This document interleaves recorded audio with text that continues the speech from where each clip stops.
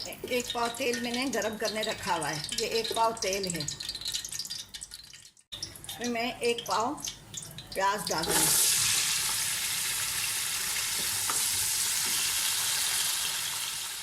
साथ में सफ़ेद इलायची, 6 सफ़ेद इलायची डाल दूँगी।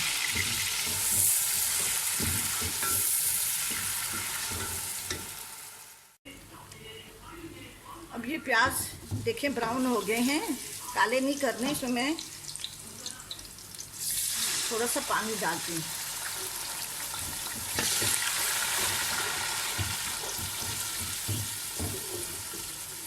पानी डाल के मैं अभी इसमें अदरक लहसुन का पेस्ट है 2 टेबलस्पून, वो डाल लेती हूँ।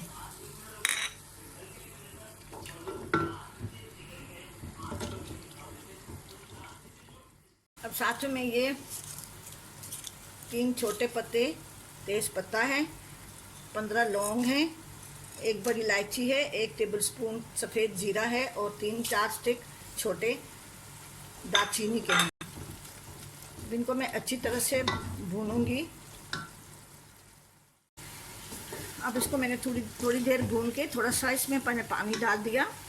अभी ये पिसी हुई लाल मिर्च है, कुटी हुई लाल मिर्च 1 टेबलस्पून, पिसा हुआ सूखा धनिया 1 टेबलस्पून, साथ में ये 300 ग्राम टमाटर हैं।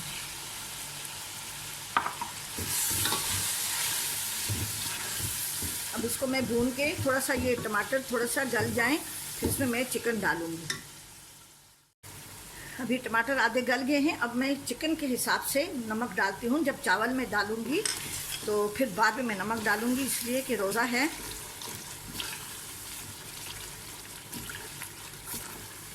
नमक मैंने चिकन के हिसाब से डाला है, जितना चिकन है ना।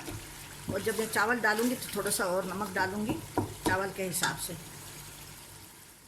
किलो चिकन है, इसको मैंने पहले जब लेके आई तो तब उसके मैंने पानी में भिगो के रखा, फिर धोया, फिर थोड़ी देर पानी में भिगो के रखा ताकि इसका एक्स्ट्रा ब्लड जो है ना वो निकल जाए।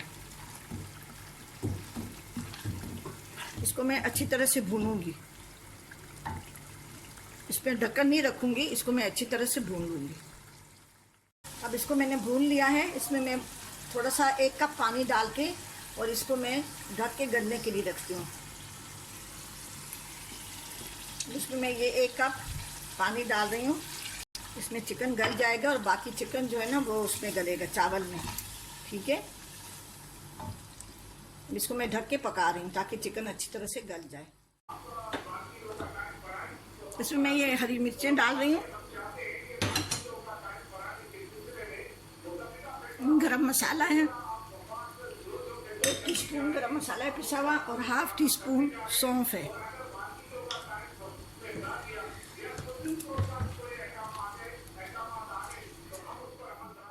इसमें मैं इतना पानी डालूंगी ताकि ये चावल पुलाव की तरह गल जाए।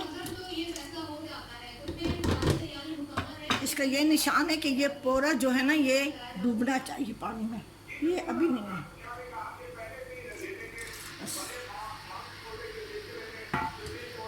और इसको मैं मिक्स कर रही हूँ।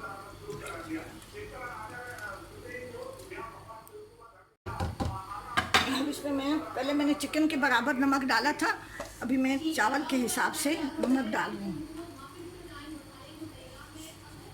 रोज़ा है, कम हो कोई बात नहीं, लेकिन ज़्यादा ना हो जाए।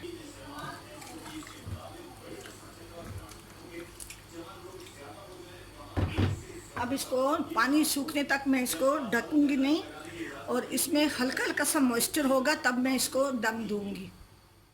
अब इसका पानी सूख गया है, अब इसको मैं दम दे रही हूँ।